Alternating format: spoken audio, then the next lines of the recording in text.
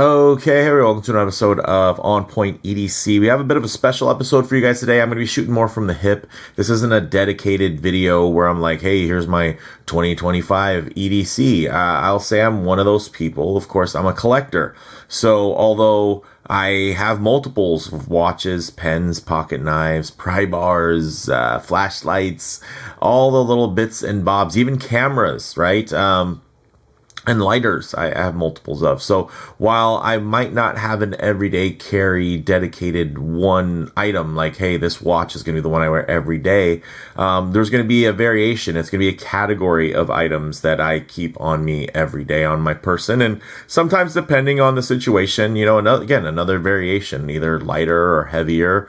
And I think that's something that's kind of interesting within the space because everybody has a different approach. So I thought, why not share mine, talk about a little bit of the kind of collecting philosophy, the carry philosophy, and just the thought process around everyday carry and, carrying dedicated items, which I think is going to be the reoccurring theme here, is dedicated items that specialize in a job versus using one, two, or three items that kind of do it all, right? When you think about, hey, well, if you have a phone in your pocket, which I always do, then I always have a camera. I always have the time. I always have a flashlight, right? And then when you think about things like pens, geez, anytime you really need to sign something, they have disposable pens there. Why carry around a dedicated pen, right? Why have a pry bar as well as a pocket knife, right? If you need to cut something, chances are you have a scissor handy. Or you could just have one multi-tool that has a bevy of different things. So again, I understand the idea of, utilizing from a function standpoint, but I'd say there's a parallel to vehicles, right?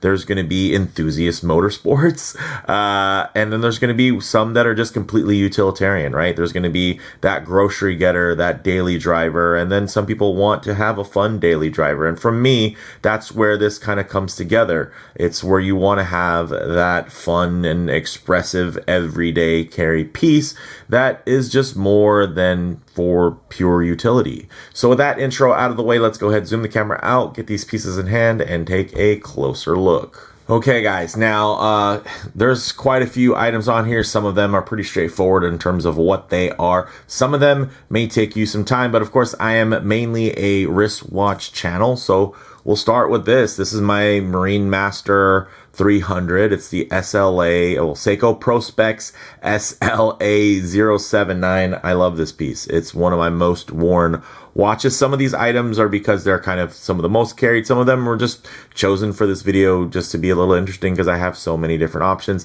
This is one that I wear quite a bit. And honestly, one of the reasons why I chose this modern Marinemaster over some of the previous JDM only models, or even some of the more modern international models that didn't have the Marinemaster branding, was because of the wearability. And in terms of bang per buck, yeah, if you're going to spend a good amount of money on a watch, you make sure you want to wear the watch. Don't get me wrong. There's items that I own to collect in terms of having that ownership and lovingly enjoying it in a static position. But this is something that dynamically comes with me, tells a story, represents me and my personality in a way that, a regular watch, or for a non-enthusiast perspective, right? Or even just whipping out my phone and figuring out what time it is. Like, this says something a bit more about my character. There's a bit of a story to it, and I honestly love this watch for a lot of reasons. So we're gonna just put that on my wrist. Also, guys, pretty much most every item on here has gotten a dedicated review. So if you're looking for that, feel free to dig around. Not everything has been reviewed because I haven't really done any flashlight or lighter reviews. I don't know if I ever talked about this pry bar, but for the most part, things have been spoken about. Another item that's in kind of that everyday space in terms of a dedicated piece would be a pocket knife.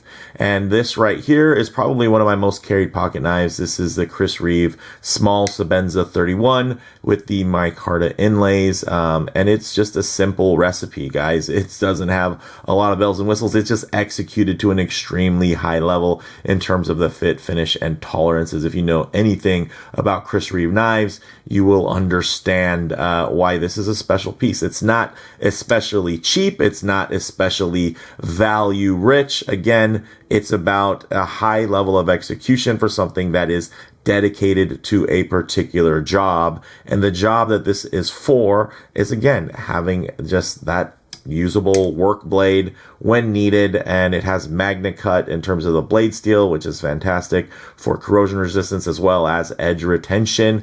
And yeah, it just works for me. It's ergonomically very good, and it is quite slim, and it has a nice pocket profile to where it fits where I need it to.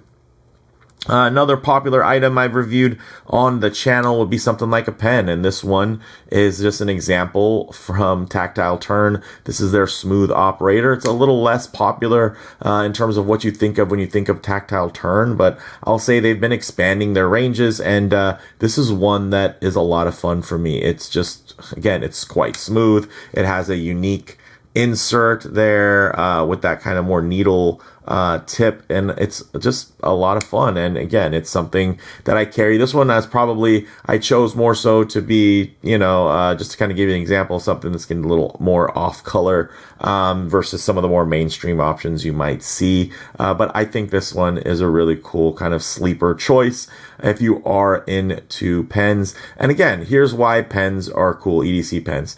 It's less about the insert, right? Because pens are all very good, right? It's less about keeping time, because timekeeping is very easy now. It's on your work computer. You don't even need your phone, right? If you're at a job, there's a clock there. But having something like this is just that overbuilt nature. Again, that more level of personalization, that level of quality. You want to have something that, again, speaks to the quality and maybe is a reflection of the quality of your own character, and say, hey, I deserve to have a little bit of pocket candy there. So that's what I got. Then you got things like a dedicated pry bar. Could I use my knife to pry with? Sure, but guess what? It's a nice knife, and I'm not trying to chip anything off of it.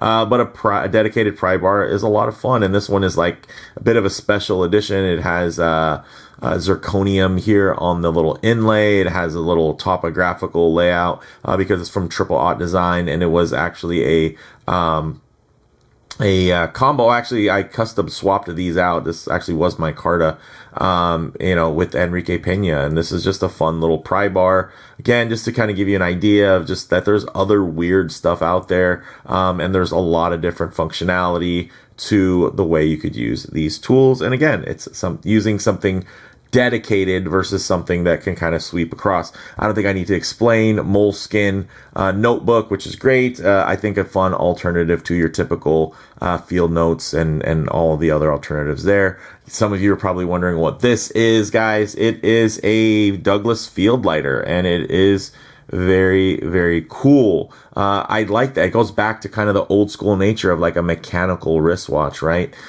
Yes, technology has kind of come a longer way, but there's something that is very just fun about something like this. And it's probably a little dried out because I haven't carried it in a while. But this is just a beautiful piece of engineering here, and something that's built to last in a world where most things are built to be worn out and have a level of planned obsolescence, right? So I think it's very cool that you can have something like this, that is going to serve a purpose, and obviously has a beautiful kind of mid-century Art Deco design aesthetic to it that is very, very handsome and executed to a very high level. And it goes back to kind of that, modern vintage aesthetic, right? It's a modern build, but with more of a vintage technology, which, on the other side of that, something very modern is this little Rovi Vaughan flashlight, which is very powerful, and something that I use to do this right here. Hey, I want to charge it up before we get to some loom. Boom, there you have it. This is very bright. Some people call these pocket torches. But yeah, it's just essentially a little flashlight. And the nice thing is it has a little USB charger here. And then, yeah, it's a nice solid construction. Again, does my phone have a flashlight? Sure. But can the flashlight throw a beam like this can? No, it cannot. So having something like that, that's dedicated, that's tough, that kind of does it all. Again, it's just, does it have to be this good? Does it have to be this nice? Absolutely not. I have a bunch of other flashlights. I mean, even just on my desk right now, that I love. But hey, you know, that's kind of the fun part about all this, is you can carry multiple items, or you can have various variations, right? Different pairs of shoes for different days of the week type of thing. And yeah, it's just something that's kind of fun and expressive. Like women have purses and heels and all that fun stuff and all their accessories. And these are just kind of like those, you know, men's accessories. Then in terms of the camera, guys, going back to something dedicated. Yeah, a dedicated stills camera. Can I shoot video with it? Yeah, as well. And, you know, shoot 4K video with this. But this is my Lumix, Panasonic Lumix GX85, and I've done some videos of this one, and I enjoy it. And this is actually a really popular kind of camera that's come back from the dead, that's now being more appreciated, and people are wishing that Lumix would make more cameras like this. I have it paired to this nice Lumix lens here, the 20mm. Since this is a micro four thirds camera, that means the full frame equivalent would be a 40mm field of view, and that works for me. And size wise, it makes it very pocketable. I have it on this Peak Design little strap here, which is nice aesthetically and functionally, because you do have some pretty smart sliding keepers and everything there, and even swapping out the little OEM triangles here, make it less jangly. It's just a fun piece, and I enjoy it thoroughly. And it's nice to go out sometimes and just say, hey, well, I'm just gonna shoot some stills and I'm gonna see what happens with that. And you know, the quality here is gonna be really great. And don't get me wrong, there's amazing software in cell phones today to make things look good, but there's something about these, even with small, it's less about megapixels. Like this has less megapixels than most cell phone photos, but the detail, the richness, again, the character, right? The character in here. Yeah, you could cut something with a scissors and it'd be great, but there's something, again, more about that tactile engagement, right?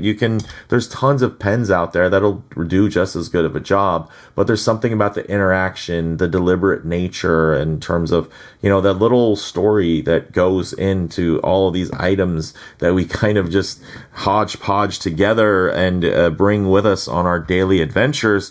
There's something that's really fun and satisfying about that. At least it is for me. And some of you are looking at this going, man, look at this guy's just got too much time on his hands and, you know, too much money to spend on knickknacks. And I get that. It's not for everyone. Again, there are people that are going to look at my car that I drive and wonder why I have these big old brake calipers on it and why I have an exhaust that has this sweet low rumble to it, and it's not going to resonate with them, right? Not everything is for everyone. By any means, I'm not trying to convince anyone that they need to have these things.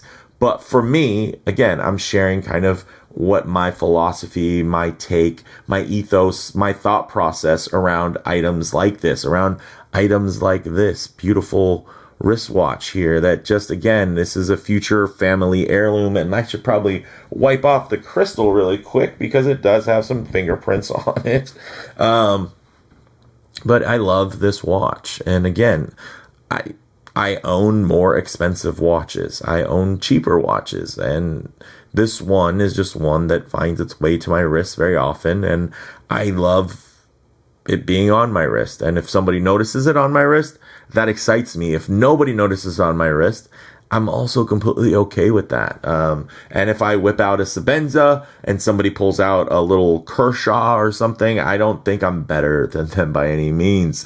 There's much nicer gear than what's on here. This is the tip of the iceberg. There's more expensive stuff, whether it be all the way down to a notebook and a pen. You can get much more expensive items in these. So this isn't about any level of flex. For some people, they might say, yeah, why would I spend money on any of these things? And I completely understand. And there's certain aspects with things that other people spend money on that I really could care less about. For me, this is less about money and more about quality, more about having something that in hand just feels purposeful. And maybe that goes back to my time as a Marine, right?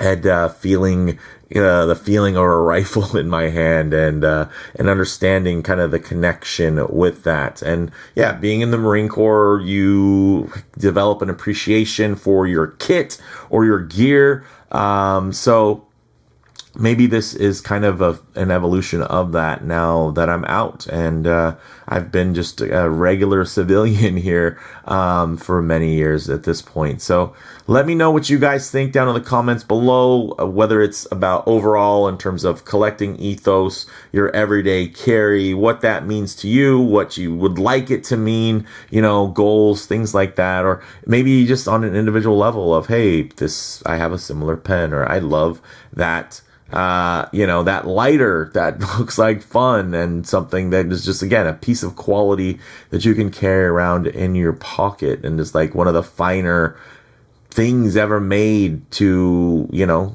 to get a flame out of. I just think that that's cool. And as much as I love wristwatches, the finest wristwatches can be multiple times more expensive than something like this Seiko Marinemaster, which for a Seiko is quite expensive, but in the grand scheme of things is not that expensive. And the cool thing is, something like this pocket knife, although expensive for a pocket knife, it is actually much cheaper than your average wristwatch. So you can, again, same thing, and then you apply that with pens, and it gets even cheaper, and you can get like one of the nicer constructed pens, you know, one of the more fidgetable actions, and, you know, some of the more premium materials in terms of their construction. So there's a lot of things, whether it be thinking about value, thinking about form, thinking about function, or the balance of all of those items, or, you know, tying into things like nostalgia, and again, doing things deliberately and purposeful. So there's a lot there to unpack, but let me know down in the comments. Let's start a conversation. Let's connect, guys. But until then, appreciate you. If you like the video, please do it like, and if you haven't already, please subscribe for more content just like this. Thanks, guys.